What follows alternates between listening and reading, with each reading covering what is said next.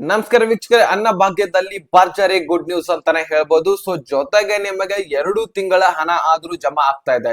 ಯಾವ್ದಪ್ಪ ಅಂದ್ರೆ ಅಕ್ಟೋಬರ್ ಮತ್ತು ನವೆಂಬರ್ ತಿಂಗಳ ಹಣ ಆದ್ರೂ ಜಮಾ ಆಗ್ತಾ ಇದೆ. ಸೊ ಇದುವರೆಗೂ ಬಹಳ ಜನರಿಗೆ ಇನ್ನೂ ಕೂಡ ಜಮಾ ಆಗಿಲ್ಲ ಅಕ್ಟೋಬರ್ ಮತ್ತು ನವೆಂಬರ್ ತಿಂಗಳ ಹಣ.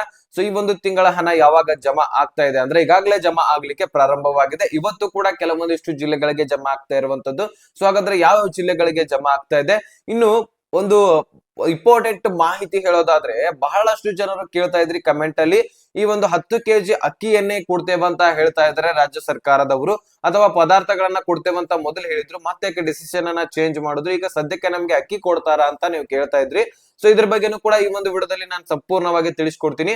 ಸೊ ವಿಡಿಯೋನ ಕೊನೆವರೆಗೂ ವಾಚ್ ಮಾಡಿದ್ರೆ ಸಾಕು, ನಿಮಗೆ ಈ ಒಂದು ಅನ್ನಭಾಗ್ಯ ಯೋಜನೆಯ ಬಗ್ಗೆ ಸಂಪೂರ್ಣವಾದ ಡೀಟೇಲ್ಸ್ ನಿಮಗೆ ತಿಳಿಯುತ್ತೆ. ಸೊ ಚಾನಲ್ಗೆ ಸಬ್ಸ್ಕ್ರೈಬ್ ಮಾಡಲ್ಲ ಅಂದ್ರೆ ದಯವಿಟ್ಟು ಬೇಗನೆ ಸಬ್ಸ್ಕ್ರೈಬ್ ಮಾಡ್ಕೊಳ್ಳಿ. ವಿಡಿಯೋಕ್ಕೆ ಬಂದ ಒಂದು ಲೈಕ್ ಕೊಟ್ಬಿಟ್ಟೆ ವಿಡಿಯೋನ ನೋಡ್ಲಿಕ್ಕೆ ಸ್ಟಾರ್ಟ್ ಮಾಡಿ. ಈಗ ಡೈರೆಕ್ಟ್ ಆಗಿ ನಾನು ಟಾಪಿಕ್ ಬಂದ್ಬಿಡ್ತೀನಿ. ವೀಕ್ಷಕರೇ, ಒಂದು ಅನ್ನಭಾಗ್ಯ ಯೋಜನೆಯಲ್ಲಿ ಇಲ್ಲಿ ಕೂಡ ಸಾಕಷ್ಟು ಚೇಂಜಸ್ ಗಳಾಗಿದ್ದಾವೆ. ಇಲ್ಲಿ ಏನ್ ಚೇಂಜಸ್ ಆಗ್ತವೆ, ಆಟೋಮೆಟಿಕ್ ಗೃಹಲಕ್ಷ್ಮಿ ಯೋಜನೆಯಲ್ಲಿ ಕೂಡ ಚೇಂಜಸ್ ಆಗಿರುತ್ತೆ. ಯಾಕಂದ್ರೆ ರೇಷನ್ ಕಾರ್ಡ್ ರದ್ದಾಗಿಬಿಟ್ರೆ ಎರಡೂ ಕಡೆ ಎರಡು ಯೋಜನೆಗೆ ಒಂದೇ ಒಂದು ರೂಲ್ಸ್ ಗಳಿದ್ದಿರುವಂತದ್ದು. ಯಾವ ರೂಲ್ಸ್ ಒಂದು ಯೋಜನೆಗೆ ಬಂದ್ರೆ ಎರಡು ಯೋಜನೆಗಳಿಗೂ ಕೂಡ ಒಂದು ರೂಲ್ಸ್ ಅನ್ನ ಹಾಕ್ಬಿಡ್ತಾರೆ. ಅದೇ ರೀತಿಯಾಗಿ ಇಲ್ಲಿ ನೋಡಿ, ಇನ್ಕಮ್ ಟ್ಯಾಕ್ಸ್ ಯಾರು ಪೇ ಮಾಡ್ತೀರಾ ಎರಡೂ ಕಡೆ ಯಾವ ಯೋಜನೆಗಳು ಕೂಡ ಸಿಗೋದಿಲ್ಲ ನಿಮಗೆ, ಟೋಟಲ್ ರೇಷನ್ ಕಾರ್ಡ್ ರದ್ದಾಗತ್ತೆ ಅಂತ ಹೇಳಿದ್ದಾರೆ. ಸೊ ಈಗ ಈ ಒಂದು ಅನ್ನಭಾಗ್ಯ ಯೋಜನೆಯಲ್ಲಿ ನಿಮಗೆ ಸಾಕಷ್ಟು ಬದಲಾವಣೆಗಳಾಗಿ ಕೊನೆಯದಾಗಿ ನೀವು ಯಾರು ಈಗಾಗಲೇ ಒಂದು ಆಗಸ್ಟ್ ಆಗಿರ್ಲಿ ಸೆಪ್ಟೆಂಬರ್ ಆಗಿರ್ಲಿ ತಿಂಗಳ ಹಣವನ್ನ ಪಡೆದಿದ್ದೀರಿ, ಸೊ ನೀವು ಖಂಡಿತ ಎಲಿಜಿಬಲ್ ಇದ್ದೀರಾ ಅಂತ ಅರ್ಥ. ನಿಮಗೆ ಯಾವ ಕಂತಿನ ಹಣ ಆಗಿದೆ, ಇನ್ನು ಯಾವ ಕಂತಿನ ಹಣ ಬರಬೇಕಾಗಿದೆ, ಯಾವ ಕಂತಿನ ಹಣ ಪೆಂಡಿಂಗ್ ಉಳಿದಿದೆ ಅನ್ನೋದೇ ಗೊತ್ತಿರಲಿಲ್ಲ ಅಂದ್ರೆ ಡಿಸ್ಕ್ರಿಪ್ಷನ್ ಅಲ್ಲಿ ಒಂದು ವಿಡಿಯೋ ಲಿಂಕ್ ಅನ್ನ ಕೊಟ್ಟಿರ್ತೀನಿ, DBT ಆಪ್ ಅಂತ. ಆ ಒಂದು ವಿಡಿಯೋನ ನೋಡ್ಕೊಂಡ್ರೆ ನಿಮಗೆ ಆ ಗೃಹಲಕ್ಷ್ಮಿ ಯೋಜನೆಯಲ್ಲಿ ಯಾವ ಕಂತುಗಳು ಜಮಾ ಆಗಿದಾವೆ, ಅನ್ನಭಾಗ್ಯದಲ್ಲಿ ಯಾವ ಕಂತುಗಳು ಜಮಾ ಆಗಿದಾವೆ ಎಲ್ಲನೂ ಕೂಡ ಕ್ಲಿಯರ್ ಆಗಿ ಅಲ್ಲೇ ನೀವು ತಿಳ್ಕೊಳ್ಬಹುದು. ವೀಕ್ಷಕರ, ಒಂದು ವಿಷಯ, ನೀವು ಆ ಒಂದು ವಿಡಿಯೋ ನೋಡೋದ ಮುಖಾಂತರ ಒಂದು ಆಪ್ ಅನ್ನ ಇನ್ಸ್ಟಾಲ್ ಮಾಡ್ಕೊಂಡು ಈಸಿ ಪ್ರೊಸೆಸಿಂಗ್ ಮುಖಾಂತರ ನೀವು ನೋಡ್ಕೊಳ್ಬಹುದು. ಇನ್ನು ಈ ಒಂದು ಅನ್ನಭಾಗ್ಯ ಯೋಜನೆ ಕಡೆ ಬರೋದಾದ್ರೆ, ಈಗಾಗಲೇ ಆ ಕಲಬುರಗಿ ಆಗಿರ್ಲಿ, ಗುಲ್ಬರ್ಗ ಆಗಿರ್ಲಿ, ಈ ಕಡೆ ಗದಗ ಜಿಲ್ಲೆ ಆಗಿರ್ಲಿ, ಹಾಸನ ಆಗಿರ್ಲಿ, ಬಳ್ಳಾರಿ ಆಗಿರ್ಲಿ, ಈ ಒಂದು ಜಿಲ್ಲೆಗಳಿಗೆ ಒಂದು ಹೆಚ್ಚಿನ ಪ್ರಮಾಣದಲ್ಲಿ ಜಮಾ ಆಗಿರುವಂತದ್ದು ನಾವು ಕಂಡ್ತೀವಿ. ಸೊ ಕಂಡು ಬಂದಿದಾವೆ. ನಿಮಗೆ ಯಾವ ಯಾವ ಕಂತುಗಳು ಜಮಾ ಆಗಿದಾವೆ ಅನ್ನುವಂಥದ್ದನ್ನ ಕಮೆಂಟ್ ಮಾಡಿ. ಮುಖ್ಯವಾಗಿ ನಿಮಗೆ ಬಹಳಷ್ಟು ಜನರಿಗೆ ಗೊತ್ತಿಲ್ಲ ಯಾವ ಕಂತುಗಳು ಜಮಾ ಆಗಿದಾವೆ ಅನ್ನುವಂಥದ್ದು.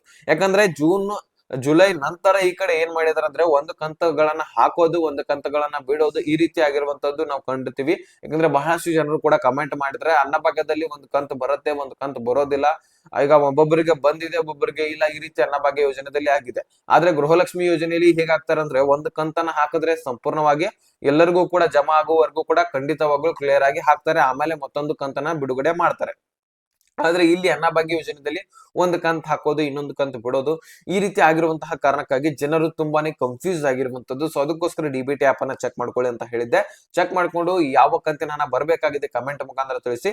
ಆಮೇಲೆ ನೀವು ನಿಮ್ಮ ಪ್ರೊಸೆಸಿಂಗ್ ಅನ್ನ ಮಾಡ್ಕೊಂಡು ಹಣವನ್ನ ಪಡಿಬಹುದು. ಸದ್ಯಕ್ಕೆ ನಿಮಗೆ ಈ ಒಂದು ಅಕ್ಟೋಬರ್ ನವೆಂಬರ್ ತಿಂಗಳ ಹಣ ಆದ್ರೂ ಜಮಾ ಆಗ್ತಾ ಇರುವಂತದ್ದು.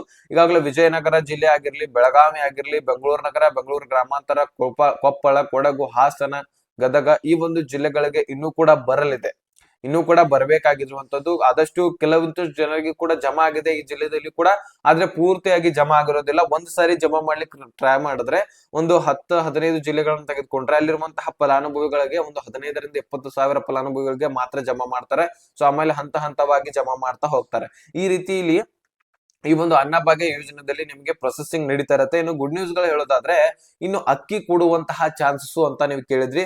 ಹೌದು ವೀಕ್ಷಕರೇ, ಇದ್ರ ಬಗ್ಗೆ ಕೂಡ ಗಾಳಿ ಸುದ್ದಿ ಬಂದಿತ್ತು. ಇಲ್ಲಿ ಒಂದು ವಿಷಯ ನಿಮ್ಗೆ ಮೊದಲನೇದು ಹೇಳೋದಾದ್ರೆ, ಮೊದಲು ಹೇಗಾಗಿತ್ತಂದ್ರೆ, ಇಲ್ಲಿ ನಿಮಗೆ ಹೇಳ್ಬೇಕಂದ್ರೆ ಅಕ್ಕಿನೂ ಕೊಡುವಂತಹ ಚಾನ್ಸಸ್ ಕೂಡ ಇತ್ತು. ಮೊದಲನೇದಾಗಿ ಜೂನ್ ನಲ್ಲಿ ಇದ್ರ ಬಗ್ಗೆ ಒಂದು ಮಾಹಿತಿ ಬಂದಿತ್ತು, ಅಕ್ಕಿ ಕೊಡುವಂತಹ ಸಾಧ್ಯತೆನೂ ಕೂಡ ಇತ್ತು. ಈ ಕಡೆ ಪದಾರ್ಥಗಳು ಕೊಡುವಂತಹ ಚಾನ್ಸಸ್ ಕೂಡ ಇತ್ತು. ಪದಾರ್ಥಗಳಿಗಿಂತ ಬೆಸ್ಟ್ ನಿಮಗೆ 10 kg ಅಕ್ಕಿಯನ್ನ ಕೊಡಬಹುದಾಗಿತ್ತು ಇವರು. ಯಾಕಂದ್ರೆ ಕೇಂದ್ರ ಸರ್ಕಾರದಿಂದ ಶಿವರಾಮ್ ಸಿಂಗ್ ಚೌಹಾಣ್ ಒಂದು ಸಚಿವರು, ಆಹಾರ ಇಲಾಖೆ ಸಚಿವರು, ಕೃಷಿ ಇಲಾಖೆ ಸಚಿವರು, ಇವರು ಕೂಡ ಹೇಳಿದ್ರಂತೆ 29 ರೂಪಾಯಿ ಕೆಜಿ ಹಾಗೆ ನಾವು ಅಕ್ಕಿಯನ್ನ ಕೊಡ್ತೀವಿ, ಸೊ ನಿಮಗೆ ಬೇಕಾದ್ರೆ ತೆಗೆದುಕೊಳ್ಳಿ, ನೀವು ಅಷ್ಟೇ ಅಲ್ಲ ಪ್ರತಿಯೊಬ್ಬ ರಾಜ್ಯದವ್ರಿಗೂ ಕೂಡ ಹೇಳಿದ್ರಂತೆ. ಅಂತದ್ರಲ್ಲಿ ನಮ್ಮ ಕರ್ನಾಟಕ ಸರ್ಕಾರ ಏನ್ ಮಾಡ್ತು, ಅದರಲ್ಲಿ KH ಮುನಿಯಪ್ಪನವರು ಅವ್ರಿಗೆ ಹೋಗಿ ಭೇಟಿ ಕೂಡ ಆಗಿದ್ರು. ಸೊ 10 kg ಅಕ್ಕಿಯನ್ನ 29 ರೂಪಾಯಿದಂತೆ ತೆಗೆದುಕೊಳ್ಬಹುದಾಗಿತ್ತು, ಆದ್ರೆ ಅದನ್ನ ತೆಗೆದುಕೊಳ್ಳಿಲ್ಲ. ಹೋಗ್ಲಿ ಬಿಡಿ, ನಾವು ಪದಾರ್ಥಗಳನ್ನ ಕೊಡ್ತೇವೆ ಅಂತ ಹೇಳ್ಬಿಟ್ಟು ಪದಾರ್ಥ ಕೊಡ್ಲಿಕ್ಕೆ ಸಿದ್ಧರಾದ್ರು. ಪದಾರ್ಥಗಳನ್ನ ಕೊಡ್ಲಿಕ್ಕೆ ಐಟಮ್ಸ್ ಗಳು ಯಾವ ಅಂತ ವಿಚಾರ ನಡೆಸಿದಾಗ ಉಪ್ಪನ್ನ ಕೊಡೋಣ, ಸಕ್ಕರೆಯನ್ನ ಕೊಡೋಣ, ನೆಕ್ಸ್ಟ್ ಗಾಣದ ಎಣ್ಣೆಯನ್ನ ಕೊಡೋಣ, ಕಡಲೆ ಬೇಳೆಯನ್ನ ಕೊಡೋಣ ಅಂತ ಹೇಳ್ಬಿಟ್ಟು 4 ಐಟಮ್ಸ್ ಗಳನ್ನ ರೆಡಿ ಮಾಡಿದ್ರು. ಸೊ ಈ ಒಂದು 4 ಐಟಮ್ಸ್ ಗಳನ್ನ ಕೊಡಬೇಕಂತ ಸಿದ್ಧರಾದಾಗ 3 ಐಟಮ್ಸ್ ಗಳು ನಮ್ಮ ಕರ್ನಾಟಕ ರಾಜ್ಯದಲ್ಲಿ ಒಂದು ತಯಾರು ಮಾಡಲಾಗಿತ್ತು. ಇನ್ನು ಉಪ್ಪನ್ನ ರಾಜಸ್ಥಾನದಿಂದ ಟೆಂಡರ್ ಮುಖಾಂತರ ತೆಗೆದುಕೊಂಡು ಬರಲಾಗಿತ್ತು. ಸೊ ಇದನ್ನೆಲ್ಲ ಕೂಡ ಸಿದ್ಧತೆ ಮಾಡಿಕೊಂಡು ತಕ್ಷಣ ಸಚಿವ ಸಂಪುಟ ಸಭೆಯನ್ನ ನಡೆಸಿದ್ರು. ಎಲ್ಲಾ ವೇಸ್ಟ್ ಆಯ್ತು. ಕೊನೆಯದಾಗಿ ಸಚಿವ ಸಂಪುಟ ಸಭೆಯಲ್ಲಿ ಇದನ್ನ ಕೈ ಚೆಲ್ಲಿರುವಂತದ್ದು. ಸಚಿವ ಸಂಪುಟ ಸಭೆಯಲ್ಲಿ ಏನಾಯ್ತು ಏನಿಲ್ಲ ಅನ್ನುವಂಥದ್ದು ಗೊತ್ತಿಲ್ಲ.